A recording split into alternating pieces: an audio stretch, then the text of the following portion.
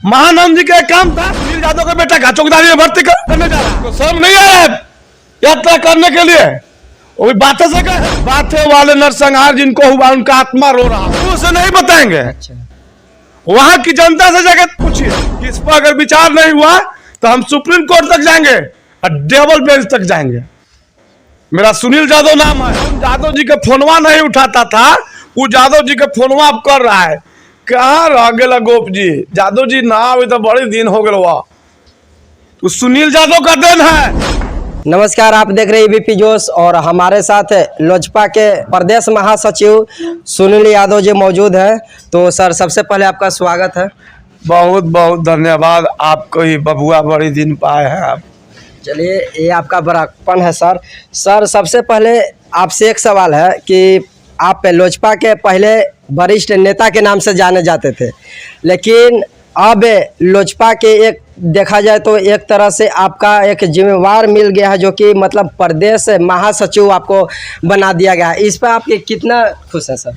देखिए, मैं आभार व्यक्त करना चाहता हूं लोक जनशक्ति पार्टी के राष्ट्रीय अध्यक्ष आदरणीय चिराग पासवान जी को, प्रदेश अध्यक्ष आदरणीय राजू तिवारी जी को, जो हम पर विश्वास करके मेन विंग में प्रदेश महासचिव बनाने के काम किए। और हम वादा करते हैं कि हम पार्टी के मजबूती के लिए दिन रात मेहनत करेंगे। जिस तरह से चिराग पासवान मतलब दिनों पर दिन अपने क्षेत्र में बिजी रहते हैं, ठीक उसी प्रकार से सर आपको भी देख रहे हैं कि अस्थायी रूप से आप अपने आवास पे नहीं रहते, इधर उधर अपने क्षेत्र में मतलब दौरा करते रहते हैं। कहीं कहीं चिराग पासवान का आप कंपेयर कर रहे हैं। देखिए, नेता के तो देख के चलना होगा जी। नेता, आपको तो मालूम होगा कि मेरा नेता कितना आदरणीय चिराग पासवान जी मेहनत किए हैं। बिहार में जीरो से हीरो बने हैं। तो राइट है सर, जीरो से हीरो बने हैं, तो उनसे सीख लेने की आवश्यकता है जी। और सही बात है कि मैं सीख उनसे लिया हूं। इसलिए मैं अपने देखिए काम पर विश्वास करता हूं। क्षेत्र के जनता चाहती है कि वैसे व्यक्ति को हम नेता माने जो हमारे दुख सुख में हमेशा मौजूद रहे, हमेशा शामिल हो। हम कोशिश करते हैं अपने जनता में हमेशा बना रहे। आप जिस विधानसभा के उम्मीदवार को दावेदार करते हैं, उसी विधानसभा के जीते हुए विधायक जी एक पद यात्रा शुरू किए हैं, जो कि बातें हत्याकांड को लेकर उस पर लोगों से मिलना जुलना, एक पद यात्रा अपने क्षेत्र में कर रहे हैं। इस पे आपको क्या लगता है सर? देखिए, मैं भी कल सोशल मीडिया के माध्यम से देखा हूं और पद यात्रा, देखिए मैं किसी पर व्यक्तिगत हमला अभी तक नहीं किया हूं, लेकिन हमसे भी बर्दाश्त नहीं लिया रहा, क्योंकि जब आप आ गए, बड़ा समय से आप आ गए कि पद यात्रा चालू कर रहे हैं। अरवल से चालू किए और बातें नरसंहार के जगह से किए। जी। मुझे तो बहुत अलग ही महसूस हो रहा है कि बातें नरसंहार के एक भी जो नरसंहार में दोषी थे उनको सजा नहीं मिला, बाय इज्जत उन्होंने रिहा हुआ। जी। आप लोगों को जानकारी होगा कि बातें नरसंहार में जितने भी गवाह थे उसको पलटवाने का काम किसने किया, हम मुंह से नहीं बताएंगे। अच्छा। वहां की जनता से जाकर पूछिए, जिनके बेटा का हत्या हो गया उसका बाप से जाकर पूछिए, जिसका भाई का हत्या हो गया उसका भाई से जाकर पूछिए, जिसका पति का हत्या हो गया उसका पत्नी से जाकर पूछिए कि कौन पलटवाने का डरा धमका कर बरगला करने का काम किया। आज पद यात्रा चालू किए हैं, पद यात्रा चालू नहीं किए, अपने पापों का मुक्ति करने के लिए वो पद यात्रा चालू किए हैं कि जो हमने बातें के लिए नरसंहारों को, जो हमने दोषियों को बरी करवाया, गवाही पलटी करवा करके, उसके लिए हमारे जनता माफ करे, वो पद यात्रा चालू किए हैं। और कोई उनका पद यात्रा चालू होने का मतलब नहीं है, समझ गए? कितने मलाह भाई काटे गए थे, कितने पासवान भाई काटे गए थे, कितने रविदास भाई काटे गए थे। ऐसे सोनारी नरसंहार वाला जेल में सड़ रहा है, बातें नरसंहार वाला बाजार में मुंह टाइट करके चल रहा है। उनको शर्म नहीं है यात्रा करने के लिए, वो भी बातें से गए हैं। बाथे वाले नरसंहार जिनको हुआ उनका आत्मा रो रहा होगा कि हे भगवान, हम तो शहीद हो गए दलित अल्पसंख्यकों और शोषितों की आवाज को बुलंद करने के लिए, लेकिन जो मेरा हत्यारा को छुड़वाने का काम किया, आज हमको ढकोसला आकर के फूल चढ़ा करके अपने कर्मों को छुपाने की काम कर रहा है। क्या किया है बातें के तमाम जनता लोग जानता है, अरवल की जनता जानता है, बिहार की जनता, देश की जनता जानता है। जो बातें नरसंहार हुआ था वो देश लेवल का हुआ था, इतनी बड़ी नरसंहार देश में नहीं हुआ था कभी। और ये दलित शोषितों का आवाज है, तो यही पर पूर्व डीएम वर्षा सिंह 16 को वैकेंसी ली सर्विस में, उसमें एक भी दलित का लड़का नहीं ज्वाइन किया, एक भी पिछड़ा का लड़का ज्वाइन नहीं किया, एक भी अति पिछड़ा का लड़का ज्वाइन नहीं किया। उस समय आप आवाज क्यों नहीं उठाए? उस समय धारणा देते, उस समय घेराव करते।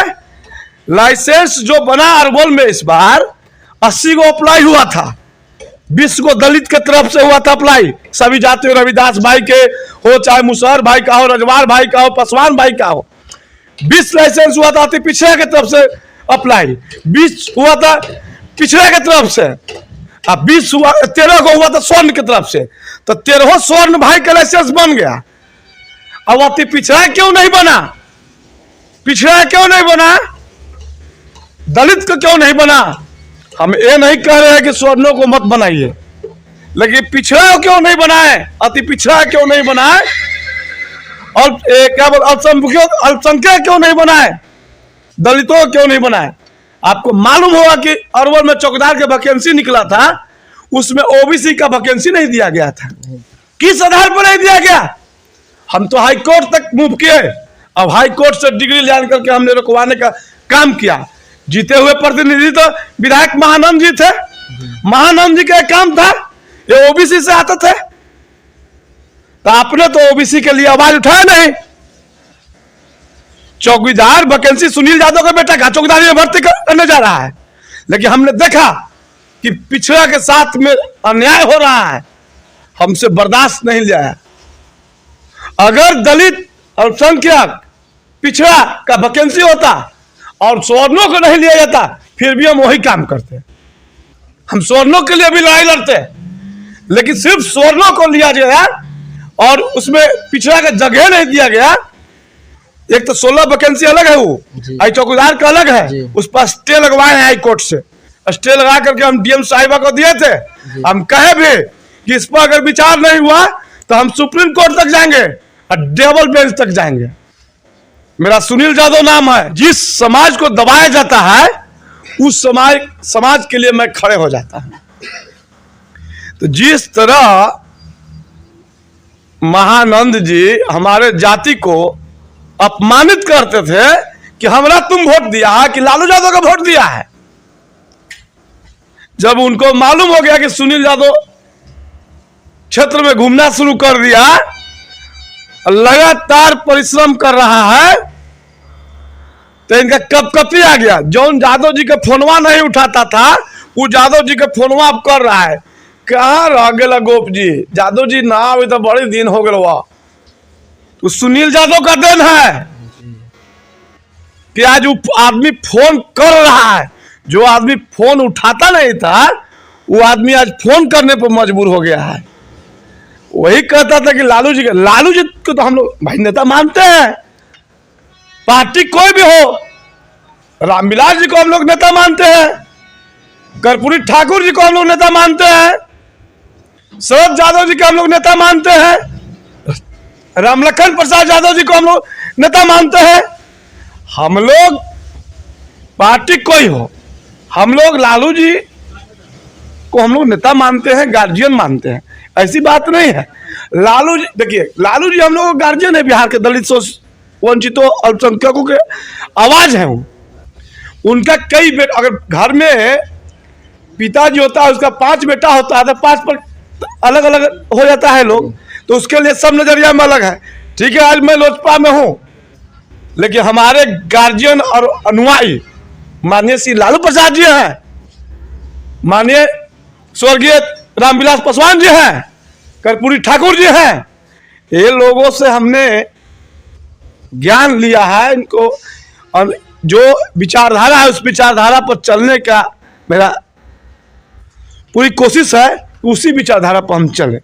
अरवल विधानसभा का सीट किसके नाम में होगा सर? देखिए, जनता सबसे बड़ा मालिक है। आप देखें कि पप्पू जी को सीट नहीं मिला महागठबंधन से, जनता कहा कि पप्पू जी, तो पप्पू जी बन न गए। वहाँ उसके बाद में हुआ विधानसभा के चुनाव, वहाँ भी निर्दलीय जीता लोग जी। हमारे साथी थे लोजपा में, वो जदयू का सीट रह गया, उठा के उतर गए। जनता मालिक है, जनता का सीट है, किसको देगा? जनता भगवान है। जो महानंद जी के टाइम में अरवल में धांधली हुआ, डीएम साहिबा के द्वारा जो नौकरी दिया गया, डीएम साहिबा के द्वारा जो लाइसेंस जारी किया गया, सुनील यादव अगर महानंद जी के जगह पर रहता बैठा हुआ, तो अखवा में अखवा डाल के वर्षा सिंह जी से बात करते। क्या बात है मैडम, खाली अपने के आई सब गैर बहन 16 गो दिए हैं, तेकरा में 14 गो डलाएगा दूसरा जगह और 2 गो डालिए अपना में। लाइसेंस अगर 13 गो बनाए हैं तो 11 गो बनेगा दलित, पिछड़ा, अल्पसंख्यक और अति पिछड़ा में 2 गो बनेगा आपको। सुनील यादव अखवा में अखवा डाल के बात करेगा। अगर अखवा में अखवा डलवा के बात करवाने के लिए आशा रखता है अरवल की जनता, तो सुनील यादव को मौका दे।